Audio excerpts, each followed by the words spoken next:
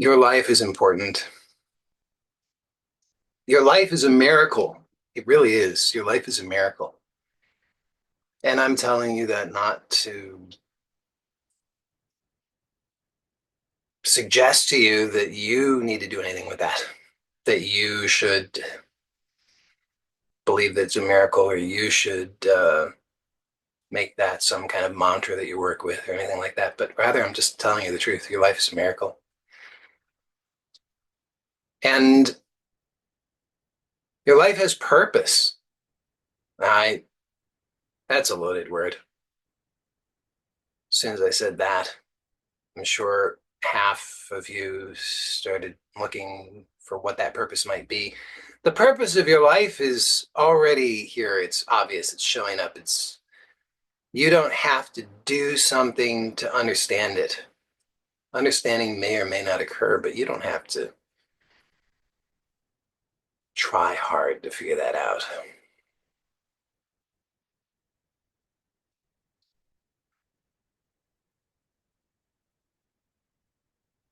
I'm just pointing out that your life does have purpose.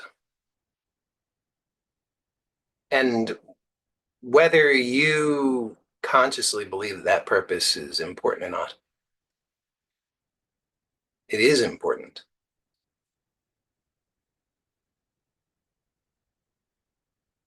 So perhaps one possibility might be that you could just open to that and invite that understanding to awaken within you. Invite that understanding to begin to guide you and help you. Like right now, try that on if you'd like. Just see what happens. It's totally optional. You don't have to do it. If you're curious about this, though, you could just set that intention. The intention might go something like this. I've heard it stated that perhaps my life is purposeful and important. And I invite that understanding to awaken within me and to guide my actions, to guide my understanding, to guide my vision, to guide my day to day thoughts and activities so that I can actually experience that truth.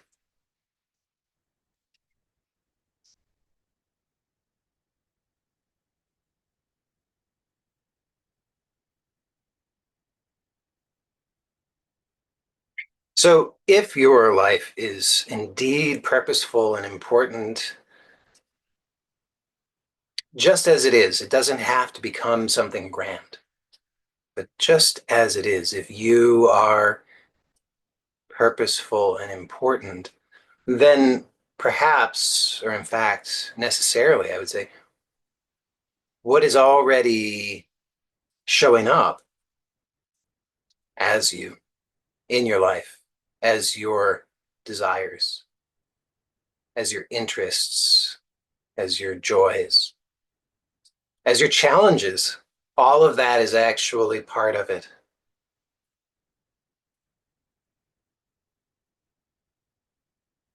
And it is actually then good and right for you to say yes to that, to show up fully in that.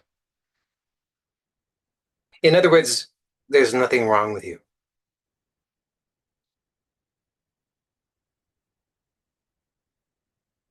Even those things that you might think are wrong with you are actually part of your purpose.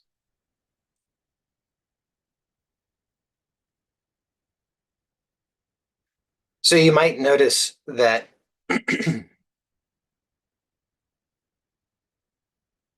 there are things in your life that you say no to habitually.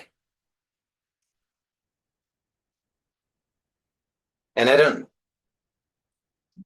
really mean in this sense, I'm not referring to the things externally, rather internally, experiences within yourself that you habitually say no to.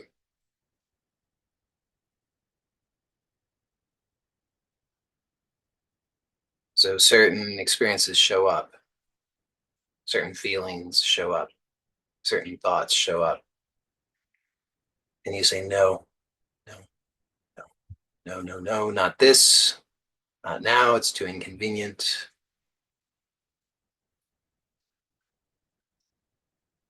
And I'm just suggesting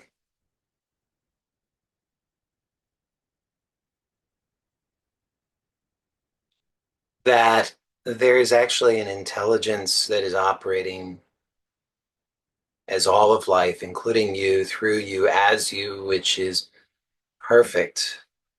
And what is showing up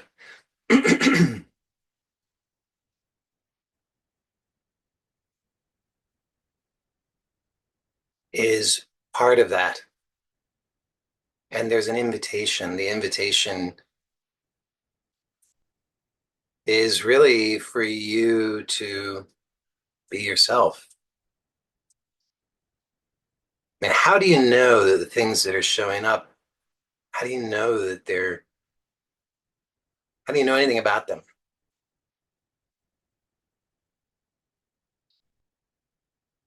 And perhaps you think you know something about them based on what others have told you, what others have modeled for you. So people say this is a good experience, this is a bad experience, this is a good desire, this is a bad desire, this is something that's going to result in good things, this is something that's going to result in bad things. This has been modeled for you and told to you either implicitly or explicitly. But do you know for yourself? Do you really know for yourself? And for the most part, you don't. I mean, maybe some things, but most of it you don't, because most of it you've just taken others' words for it.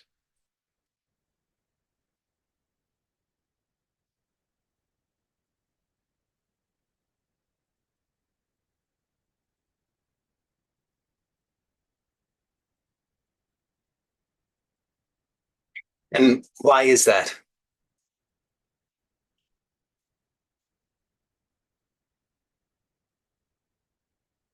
It's a strange thing, isn't it? I mean, if you really look, can you find a good reason? Can you find a good reason why you've avoided yourself, why you've run away from yourself?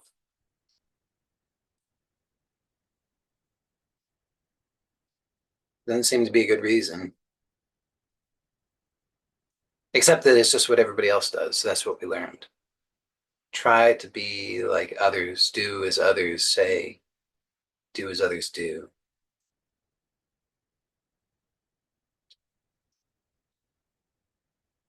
You'll be rewarded for being like others.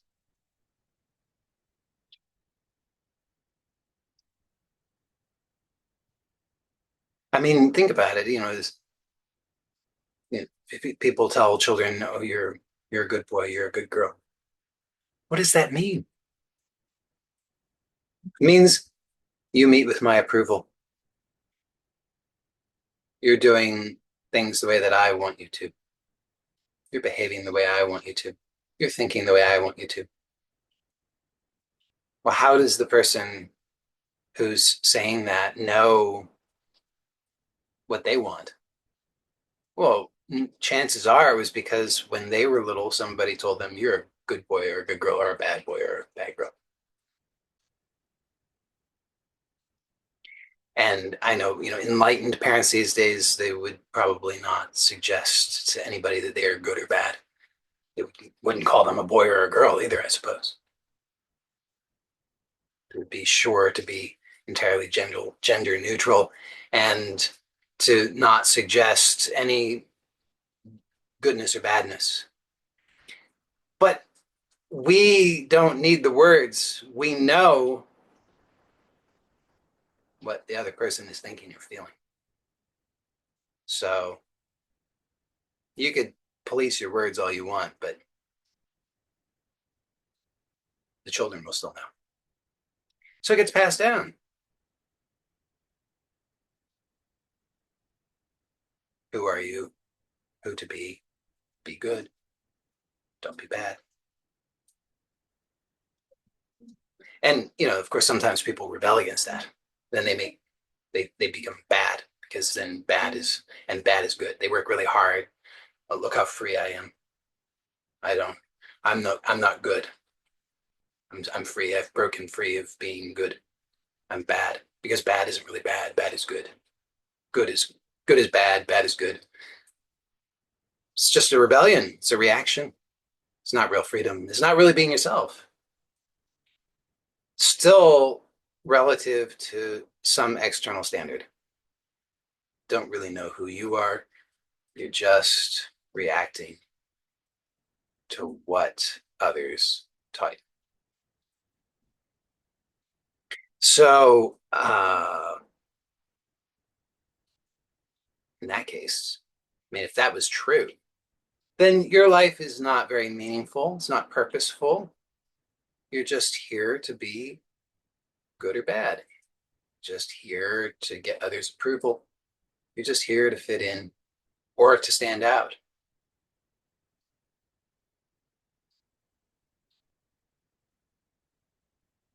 Your worth is determined by what others think. It's the programming. It's in there. I promise you.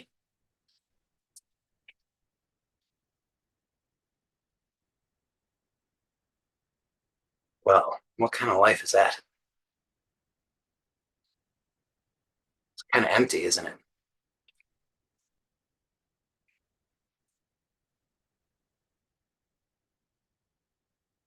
And then you wonder why sometimes you feel empty.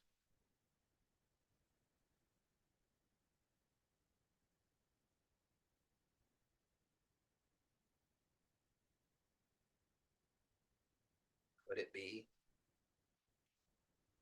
that you just got it all wrong? Maybe you were overlooking yourself all along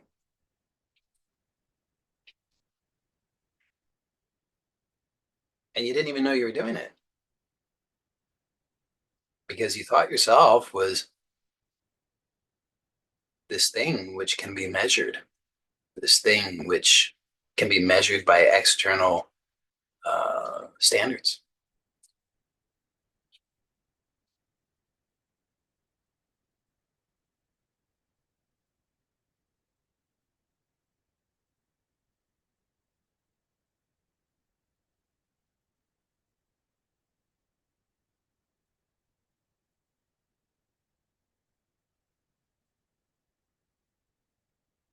So if you're going to really open up to this possibility, if you're really going to explore this possibility that your life is purposeful and important,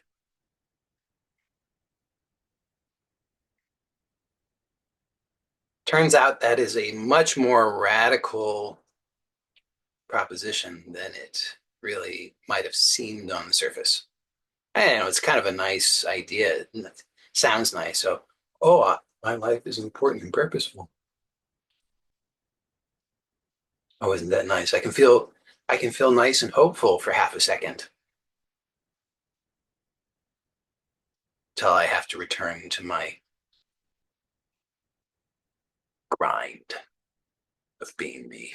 You know, I mean, like that's just pie in the sky thinking my life is meaningful and purposeful. I can do that on the weekends, but during the week I gotta pay the bills. Ain't got time for life is purposeful. Just got to figure out how am I gonna make ends meet.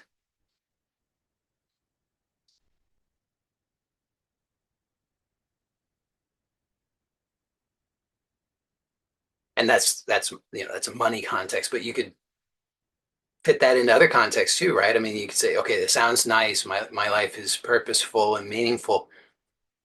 Sure, but when the rubber meets the road in my relationships, gotta make sure other people accept me and approve of me and love me and like me. Otherwise, I'll be all alone and people will dislike me and they won't approve of me and that's not workable.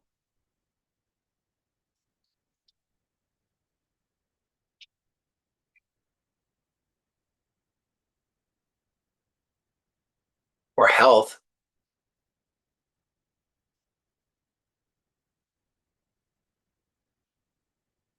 Sure, it sounds nice. Life is meaningful and purposeful, but I gotta figure out what's wrong with me. I mean, did it ever occur to you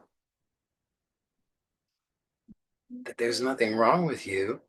That the problem is that you have been trying to be somebody else and it's just not working.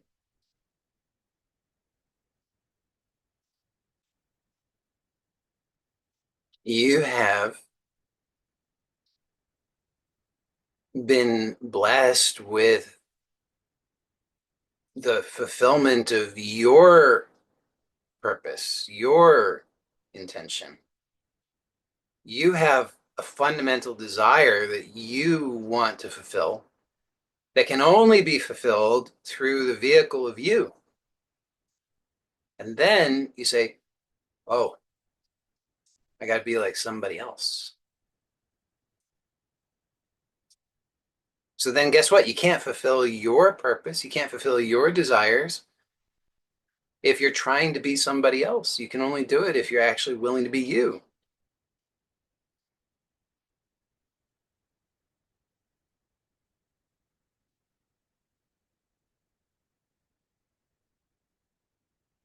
We're so accustomed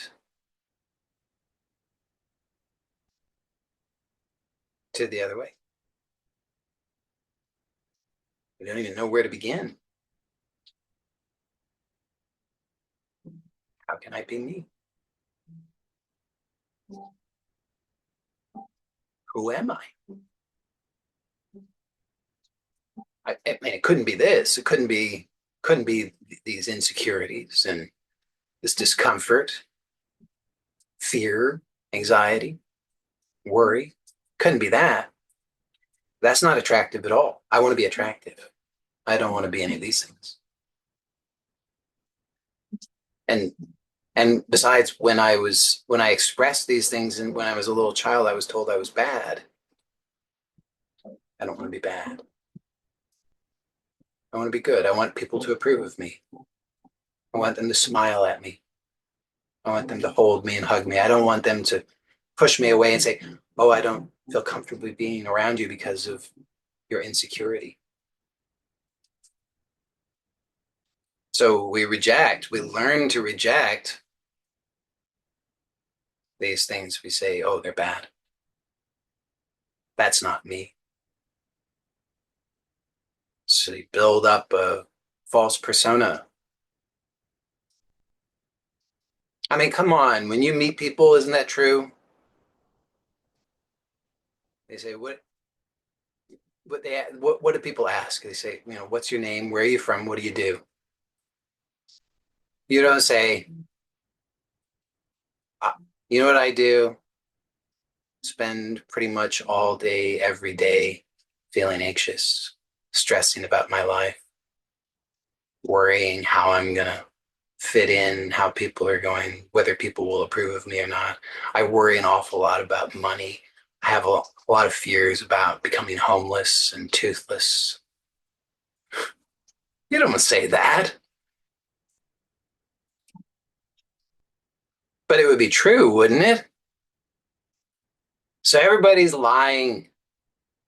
Get a bunch of people together and they all lie. They all tell one another and pretend who they are not.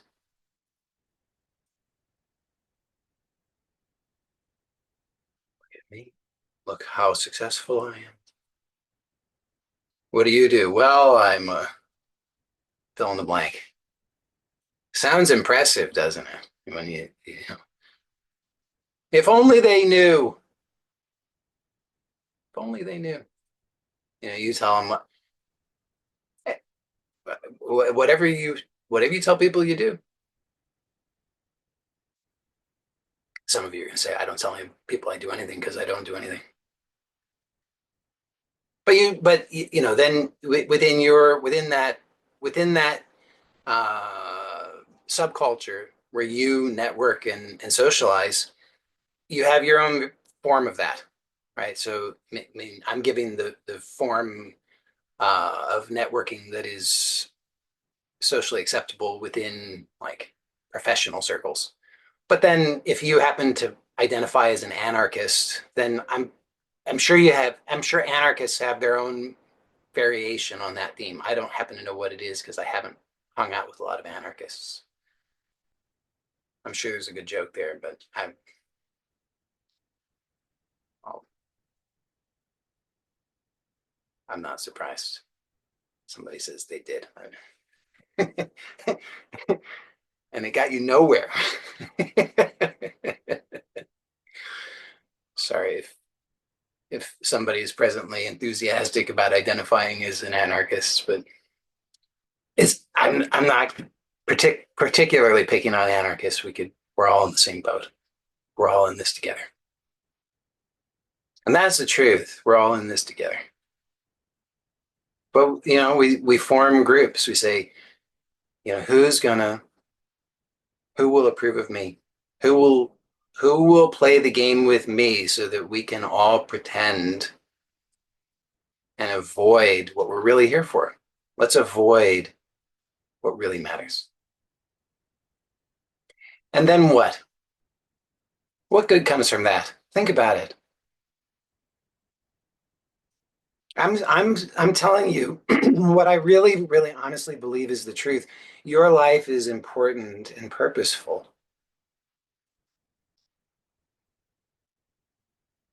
And then what are you going to do? You're going to waste it on everything else. Isn't that what people do?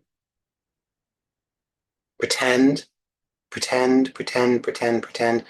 They look for advice for how to pretend more, how to pretend better.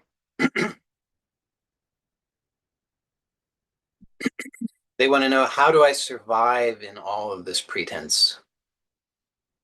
I'm feeling so miserable. I'm feeling so awful. I just need somebody to give me something so that I can get back to pretending.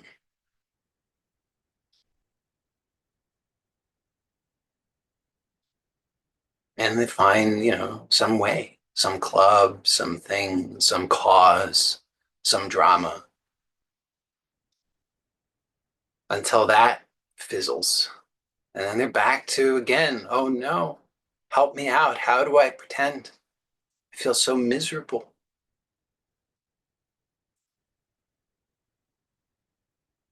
So what are you gonna get to the end of this life and only then finally realize it's too late?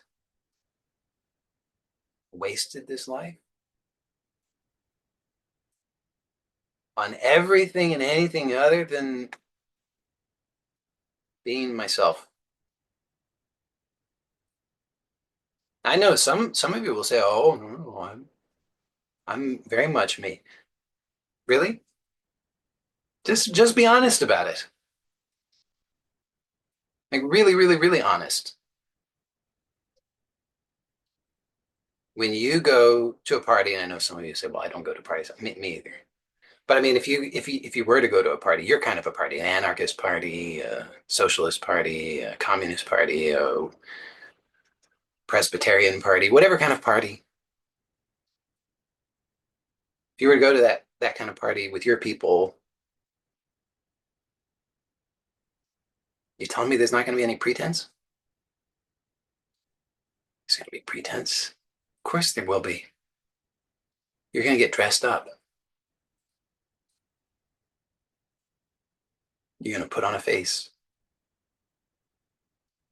You're going to tell lies. Why? You'll justify it. So, well, nobody wants to see me the way I really am. Nobody wants to know about me the way I really am. Maybe. But why do people want to know about who you are not? And why do you? What's the point? What do you get from that? And I'll tell you what,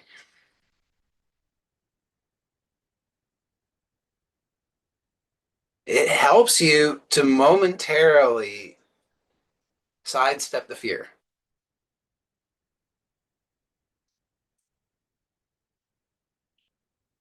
The fear of finally being found out, finally being totally stripped bare. You ever have those dreams about going to school in your underwear?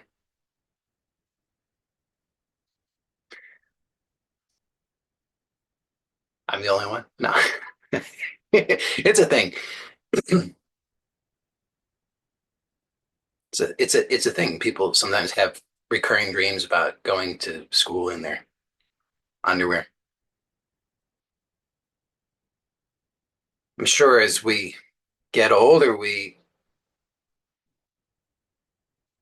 become too sophisticated for that. But that's what's really there underneath.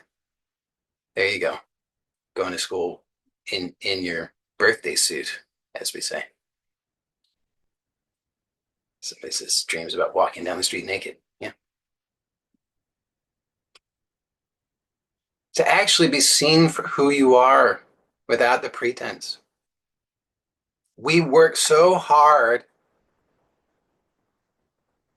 trying to avoid that fear. And what good does it do us?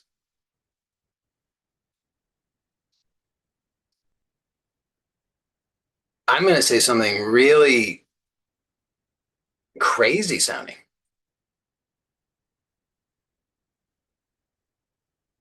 It's quite possible that all problems, but certainly the majority of problems, better than 80% at least, that you experience are because of that, because of so much energy being used trying to avoid fear.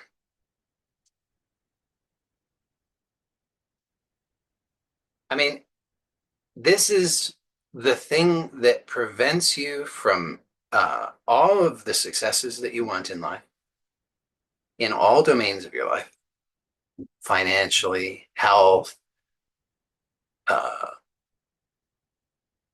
what other problems do people have? Finances, health. What's the other thing that people, oh, relationship. Isn't it funny? It's like three things that people struggle with. Just take a look and notice this is true. I mean, a lot of the time we'll tell ourselves, "Oh, poor me. It's just I try so hard, nothing works out for me. I've done all the stuff. I've tried all the things, nothing works for me. I just can't seem to be successful in life in whatever the domain is." Bullshit. You can be successful. In order to be successful, though, you have to be willing to actually face your fears. But instead, we try in vain to be successful by sidestepping them. So just think about that for a moment. It's not going to work. You've got this well-worn path that is the safe path that guaranteed is not going to give you success just because it doesn't go there. It's the path that, it's like, it's a well-worn path.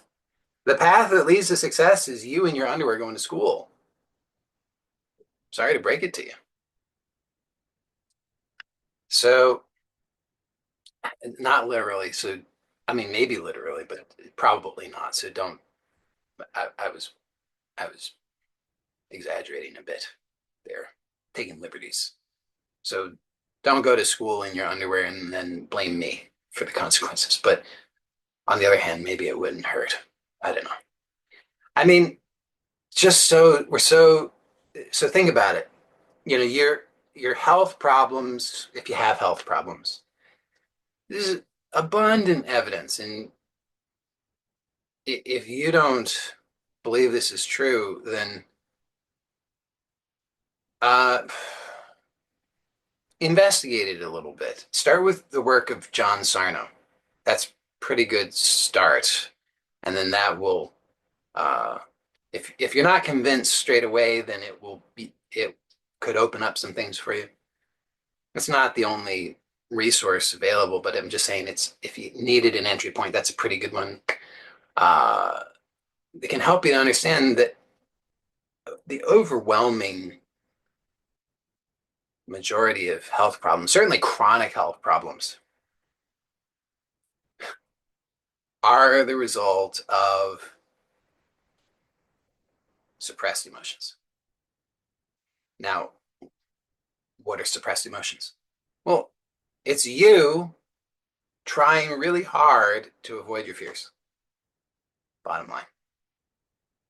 You know, you've got you're experience anger.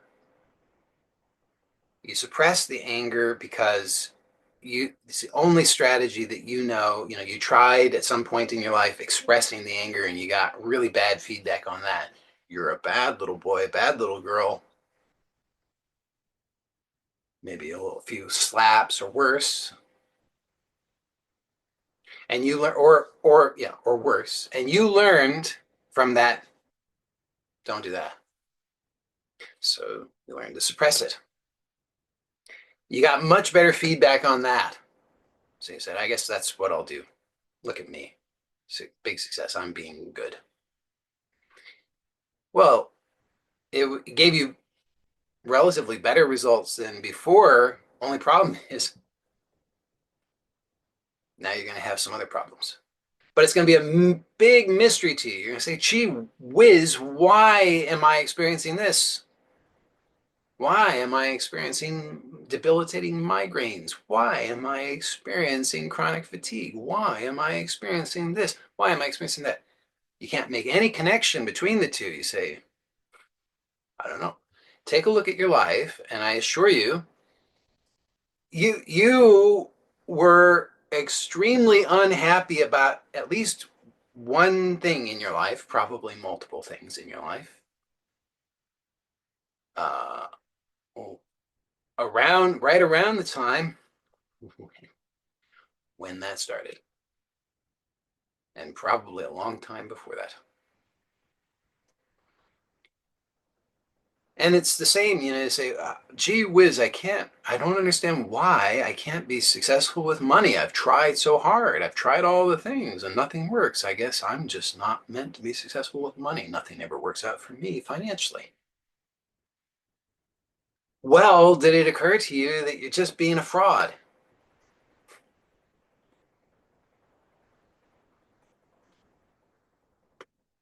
I mean, it's as soon as I say it, the light bulb goes on, doesn't it? It's like you're like, hallelujah, yes. I am trying to do things in ways that are not authentic. I'm trying to do things, I'm trying to fit in some way. I'm not being true to my actual purpose in life. So you have a lot of inner conflicts around the whole thing. On the one hand, you want the money. On the other hand, kind of want to flip the bird to the whole thing. It's like trying to drive your car with one foot on the accelerator and one foot on the brakes. How well do you think that's going to work? It's not. Same in relationships. I mean, just take a look and you'll see. I promise you have inner conflicts because on the one hand, you're desperate for the approval and what you think is love and acceptance and all these things and to fit in terrified of being yourself. And on the other hand, I mean, you're really not here to be somebody else. So trying to fit in and get other people's approval is a recipe for disaster, which is good news. I mean, maybe I should explain why that's good news. It's good news because it's a feedback system. It's letting you know you're wasting your life. You're wasting your life. It's like a big sign says dead end. Don't go this way. You're like, they must just be fooling. Why am I feeling so awful? Well, because you're lying to yourself.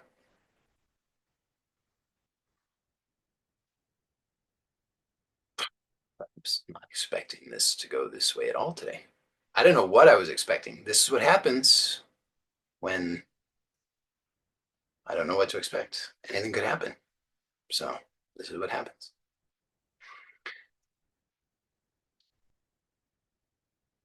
Your life is purposeful.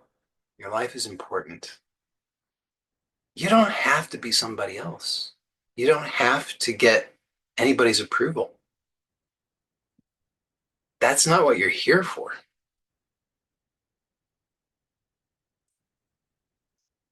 You don't have to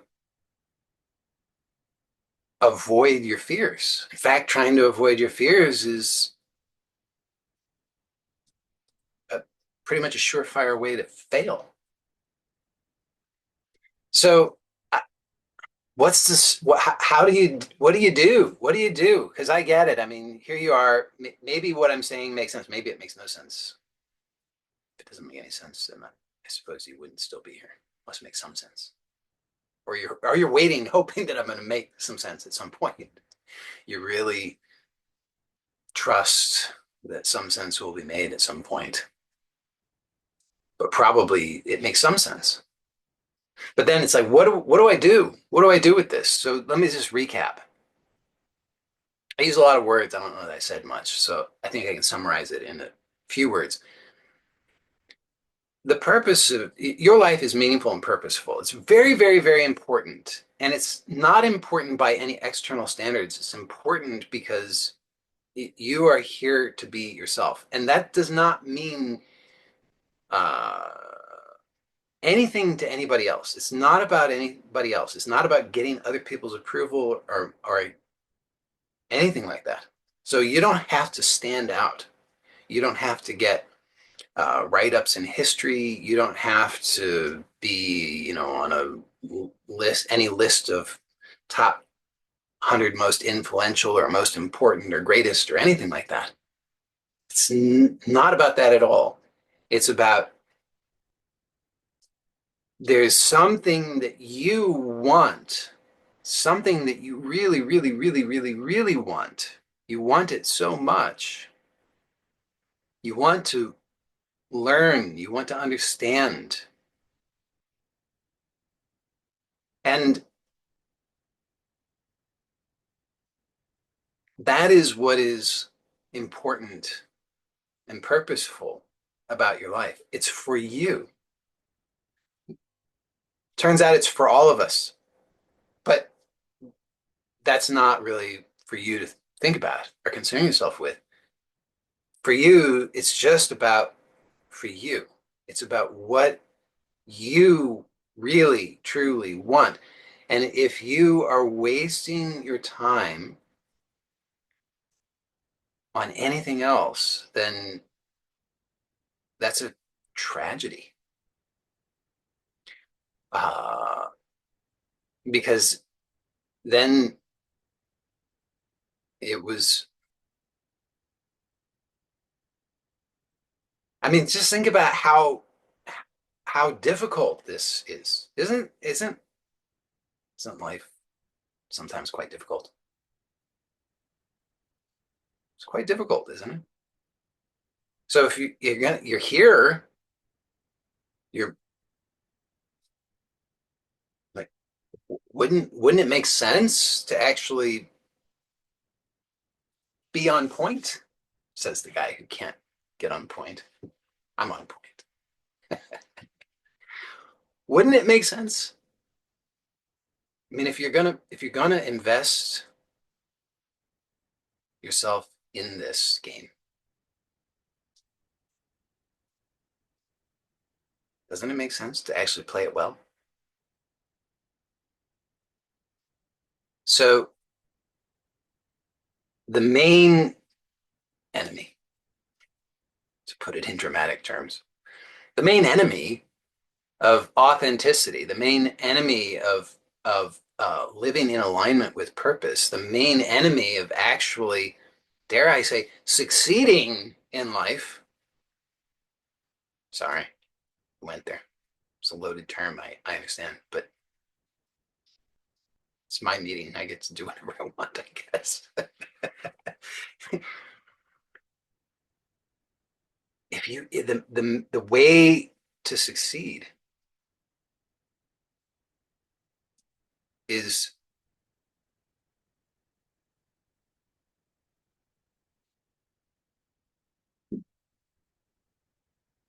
not the well-worn path of sidestepping the fears, where everybody pretends to put everybody else a little bit more at ease, but it's not a real ease, is it? It's not. I mean, when did you experience real ease? Was it did you experience real ease when you were at the social events and everybody's pretending? Was that real ease? I mean, maybe if you were not pretending, then you would experience real ease. But when you were there pretending, did you experience real ease? And you didn't. That's not real ease. So the main enemy is trying to avoid the fear. And most people will try to avoid the fear the whole time. So it's sort of like there's a game, and the game is uh, to, I'll use an expression I've heard other people use, lean into. Lean into. How's that? Lean into the fear. Lean into the fear. That's the game. The game is lean into the fear. And you know the rules, you know the whole thing beforehand. It's like, okay, great, got it. This is the game of lean into the fear. And the organizers of the game say, okay, you ready? You prepared? You sure? And you're like, yeah, I got it. I know this. This is going to be easy peasy. I know this game. It's just lean into the fear. What's difficult about that? Anybody can do that. Lean into the fear. It's super easy. I get it. There's going to be some fear. I'm going to lean into it. Then I'm going to succeed. Yeah, great. You got it. You understand the rules. Okay, ready, go. And then you're like, oh shit, get me away from the fear. I'll do anything to get away from the fear. Anything, anything, anything. Isn't it crazy the things that you'll do to get away from the fear? The game is lean into the fear. So how to lean into the fear? You know, that's the thing about it is if if the game, you think the game, it's like most games, basketball, put the ball through the hoop. Sounds so easy. Just put the ball through the hoop. Great. It's an easy game. Try playing it. Not so easy, right? So it sounds easy. Lean into the fear. What's so hard about that? Just lean into the fear. Just lean into it. In practice, turns out it's more challenging. That's why you wanted to play the game.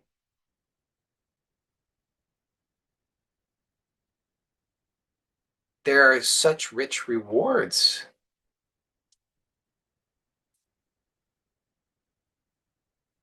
really, really rich rewards to be had. You got to lean into the fear. You got to play the game. Otherwise, you're just kind of getting beat up. Be like, if you like decide you're gonna, I don't know if you play is there, you're gonna play compete in mixed martial arts. Just like, yeah, I'm just gonna do that. You're just gonna get beat up.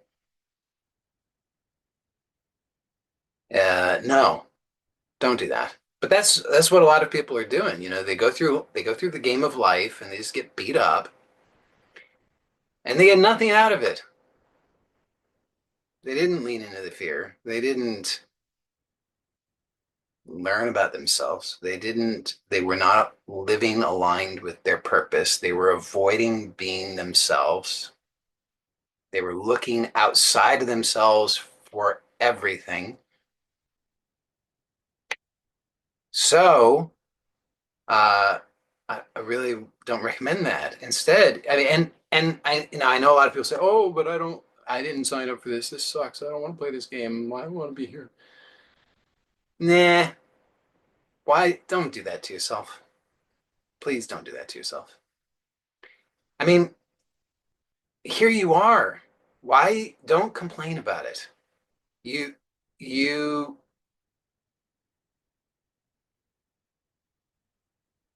only you are the one who stands to lose as a result of that. So it's just that kind of thinking is just more of the same. It's just more trying to avoid the fear. Uh, Think about it. You have things that you want, whatever they are. You want material things, you want spiritual things, whatever they are. You want, you want money, you want houses, you want a career, you want accolades, you want whatever the thing you want, the marriage, you want to end the marriage, you want whatever the things are that you want. You want things. You want spiritual enlightenment, right? Whatever it is you want something.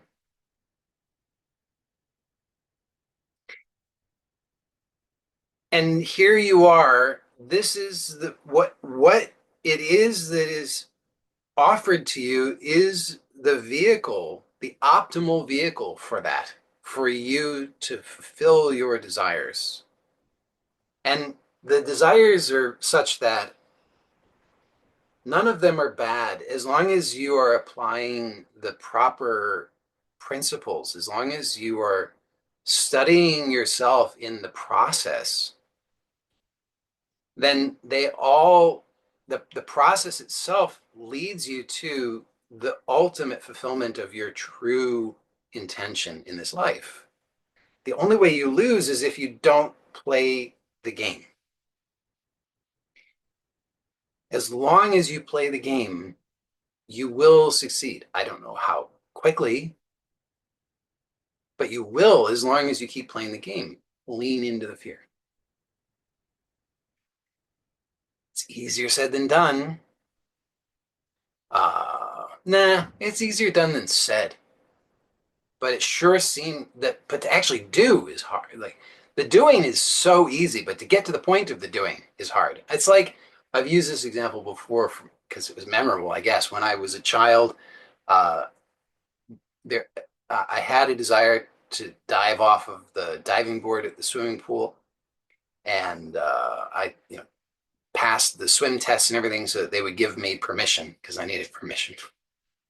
Could have gone to a different place and just jumped off a rock, but that would have probably been stupid. So anyway, uh, I wanted to jump off the diving board. I had passed all the tests, so I'm like, okay, I'm certified.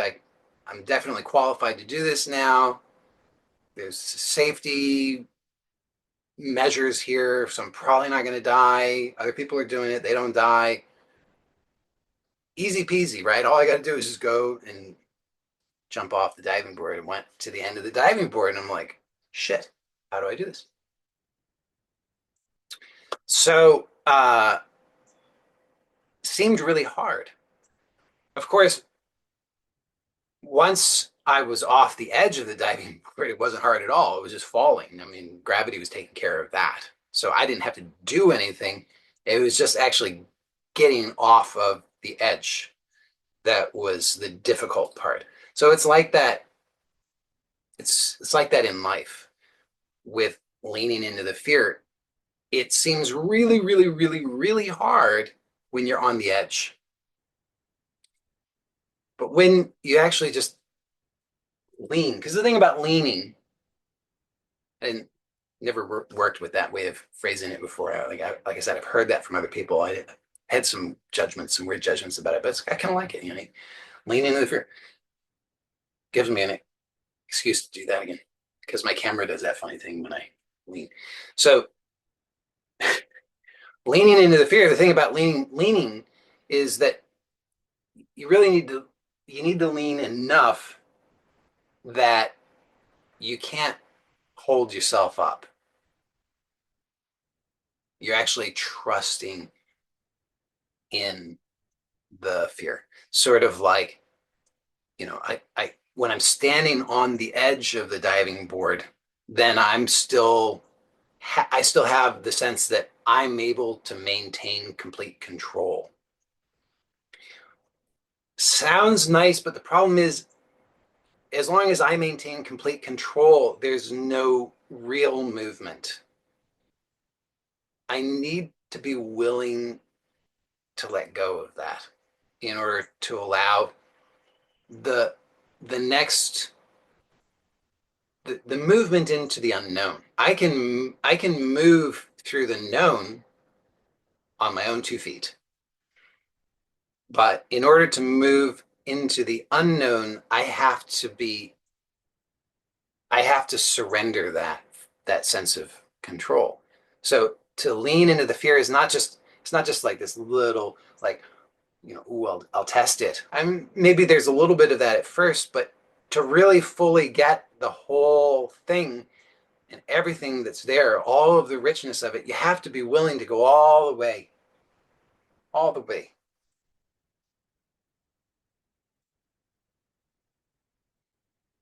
So uh, you have desires. So kind of all over the place, but let's tie it up real neat here. Can we do that in 1 minute? Probably gonna need more than 1 minute. And I don't know how neatly I can tie it up, but we'll see. If I try to tie it up too neatly, it will give you the illusion that it's going to be tied up that neatly. And what the hell? Let's tie it up neatly, shall we? So, but understand this is probably illusory. But I want to give you something practical that you can work with because you've stuck with me all this time. So wouldn't that be nice if I gave you something practical that you could work with? I think that's only fair. See, notice what I said that as long as you play the game, you will succeed. So don't make the mistake of thinking, oh, I've got to figure it all out. I have to have a perfect plan before I start. I have to know what is the ultimate intention. I have to know what is the ultimate purpose of my life before I can begin. No. Wherever you start, as long as you play the game sincerely, consistently, not persistently. Consistently is nice. It'll give you better results, but persistently is far more important. As long as you do it as sincerely as possible and persistently, you will succeed. So any desire that you have, whether it seems like very lofty spiritual desire or it's like you want it's a Maserati, a car, to get Maserati. It's not. Can somebody confirm that a Maserati is a car? A Ferrari, some kind of Italian car. but not a shitty Italian car. I don't know if there are any shitty Italian cars. A very, yes, a car. Maserati. An expensive Italian car.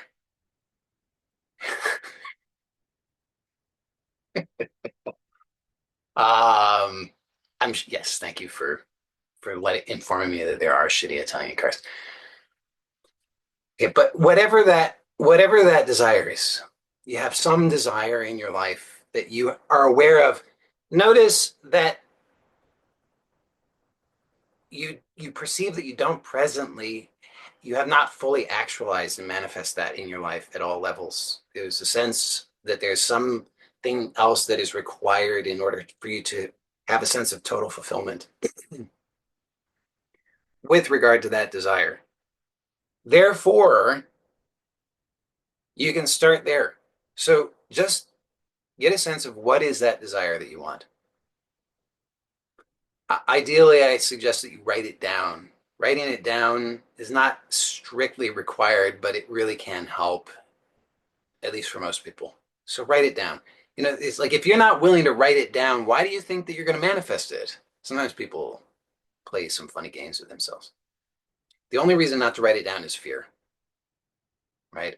And if you want to play the game, you got to start somewhere. So if you're afraid to write it down, lean into that fear, baby. Write it down. Write down whatever it is that you want.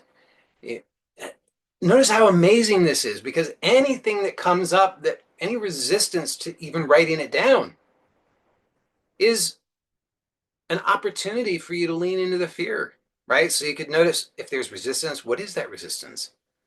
Oh, what if I get it wrong? Hey, wouldn't that be amazing? Like like you're not getting things wrong now? I mean, come on. Live a little. Write it down. So write it down and then every day imagine achieving that and notice what comes up. And you got to be so honest with yourself. And some of you are going to say, oh, not this again. Joey's just going to say the same thing he always says. He's just going to say, write down your intention and then imagine it every day and notice what interferes. Yes, I am going to say that. And you know what? Because it's still true and it's so powerful. And and I promise you that if you're not achieving the success, the level of success that you want, then you're not doing it correctly. And don't dismay, because if you're doing it and you say, oh, I've been doing it, and now you're saying I'm not doing it correctly. Let me revise. You're, there's still room for improvement. And that's good news because you can keep on growing. You can keep on learning. You can keep on discovering. It's amazing news. So you write it down every day, imagine, read it, imagine that you have achieved it or that you, however you want to work with it, just imagine it. And then notice what comes up in your mind that is interfering or resisting that. So, you know, just a lot of us we want to avoid it, right? We're conditioned to avoid it. We've learned, oh, I should only think positive thoughts. I should always be feeling good. I shouldn't ever give any attention to my doubts or worries or fears. If I do, then I have to cancel. If I do, then it's going to be, that will manifest instead of what I want. It's like, okay, but notice that it's there already. And then on top of that, you're trying to suppress it. You're trying to whitewash it. You're like, it's not there. I will wave my hand and it will magically vanish. No, it's still there, but you're trying to ignore it. So don't do that because it doesn't work. Instead, lean into the fear. Lean into the fear. Because it's only it only has that power because you give it the power. This is the truth. This is the truth with all of it. You have no idea until you really start to work with this. You'll see that just how deep this goes. It's all the only real obstacle is your avoidance of the fear And the fear only gets its power through your avoidance of it. Isn't that amazing? That's how powerful you are. You create your own obstacles. You do that, which means that you have the ability to do something different. So every day, read it, imagine it, notice what comes up that, it's like, oh, I can't because of this. It will be too hard. It won't work for me. That's impossible. You know what? Write that stuff down. And then uh, just notice the charge that it has. See, the this is a secret. I don't. For some of you, it's not a secret. Some of you know this, but just for those who don't know this, I'm revealing a secret. This is really powerful. If, now that I said all that, I'm going to forget what it was that I was going to say. The it's not, see, what you think the thing is that's the obstacle is not it. What you think that you're afraid of is not it. It's it is the emotional charge. It's the emotional charge. I mean, think about this. If you did not have any emotional charge around the thing, think of something that you think you're afraid of. Anything, just select something. If now, notice if there was no emotional charge at all, none, absolute neutrality, would that be a problem for you? And you can say no, because it wouldn't be. It's only the emotional charge. Where does the emotional charge exist? In you. It's not anywhere else. It's not out there. It's not in the thing, the supposed thing out there. It's in you. So this means that you have the ability to change it. So you start by writing down the desire.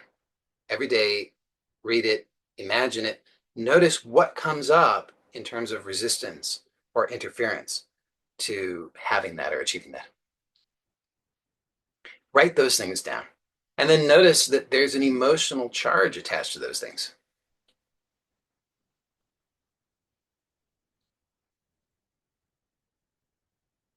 Then notice that that emotional charge is maintained because of your avoidance.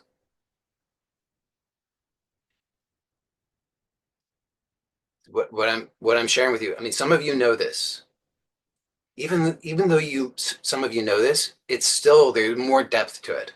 So the more that you explore this and really hear this, the better. But for some of you, this is totally new. And for those of you for whom this is totally new, I'm just laying out totally bare for you some really profound secrets that can completely change your life. So I hope that you are taking notes on this, and I hope that you will follow through. And even if it doesn't yet make sense to you, even if you think, oh, that couldn't possibly be true, even if you think, oh, well, that might be part of it, but that's not a big deal. Whatever you might think about it, I promise you, there's a lot more there that will reveal itself to you as you work with it. But you have to work with it. If you don't work with it, it will just be a meeting that you attended that you did nothing with. And that will not produce much in the way of change in your life.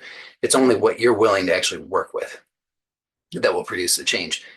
So notice that the things that come up as the interference or the resistance to what it is that you want they have emotional charge. You're afraid. So I have a variety of specific techniques that I work with, that I teach people, that I guide people to use that I found can make this process of releasing that emotional charge, leaning into the fear, if you will, faster, easier. However, on a really, really, really basic level, you don't need any techniques. You just need to understand that what's necessary really is just to be willing to lean into it. So, because, but I'll give you a tip. Uh, because sometimes one mistake that I see people make is they hear this idea of lean into the fear and then they think, okay, I just got to lean into it and just keep leaning into it and keep leaning into it, keep leaning into it and keep leaning into it and keep leaning into it. Now that might work, but for most people, what happens is that uh, doesn't work very well. What will usually work better is if you lean into it and then uh, and then stop leaning into it. I don't know how to phrase that. Uh, Momentarily shift your attention away from that, and then lean into it again, and then momentarily shift your attention away, and then lean into it again, and then momentarily shift your attention away. Because uh, I don't know exactly why, but I have some theories based on my experiences and understanding of that. I believe well, fundamentally it doesn't really matter why, it just works. But I'll because sometimes people like to have theories about why things work. It helps them to actually trust and do the thing. I'll suggest to you one reason why that may work is that it allows for more quicker acclimation to the leaning into it. Um, Whereas I think for most people, just this like endurance test of how long can you lean into it ends up uh, creating more resistance in response. But if you lean into it, so you take something. I'll give you a specific example. Let's say I won $1 million. That's my usual example. Okay, so I write down I have $1 million or whatever. Doesn't matter what phrasing is. Okay, so every day I imagine what it would be like to have $1 million, and then I notice among the other things that might come up, maybe say, well, I'm not. I'm just not uh, the kind of person who can have $1 million because I'm not I don't dress well enough. Millionaires have to dress well, and I don't dress well enough. Just not capable of dressing like that. So therefore, I can't. So okay, so I've got my one of my reasons why. So then I could imagine a lot of different things. I could imagine a scenario in which I do dress that way and just notice what comes up. So this is not to say that I should aspire to dress that way, but it's just I want to remove the emotional charge attached to that so that I have the freedom. I can choose to dress however I want. I'm not compelled to dress or not dress any particular way. So I could just notice, okay, imagine what it would be like to dress that way, the way that I imagine millionaires dress. So I could imagine that and I could just notice, okay, I'm experiencing fears. Just lean into that fear. Just notice that. Okay, then forget about it for a moment. So just distract with anything. What's 42 plus 37? Do the math on that. And then come back to, okay, lean into dressing that way. Oh, feel so uncomfortable and I like dressing that way. People will think I'm weird, whatever. Okay, then do another, what's the capital of Paraguay? I think it's Asuncion. Uh, Lean into it again. Each time there's I'm I'm becoming more open to the experience. At a certain point, the emotional charge drops out of it. Then I would probably, if there's an emotional charge attached to having $1 million but dressing like a slob, I don't think I'm kind of a slob. Then lean into that. Oh, what what would it be like to have $1 million and dress like a slob? Oh, so I don't know why I'm leaning to the left every time. It's interesting. Let me do it right. Balance it out. Anyway, that's the idea. So release the emotional charge. So this gives freedom, gives options to be myself, to be yourself. Do I have to dress any particular way? Turns out I don't. I can dress whatever way I dress like. I'm no longer I'm no longer compelled in any particular way. So I actually have the freedom to discover myself instead of all of these ideas that I have about who I am, what I want, what I should want, what life is about, what's good, what's bad, all this stuff. I actually can free myself from all of that. Uh, did I, did I, did I do it? Did I give you something practical? I did. I gave you something very practical. I don't know if everybody will. Not everybody will understand that. Some people understand it. Some of you will understand it. We'll call that good enough. If you lasted this long, then you can definitely make some good use of that content today.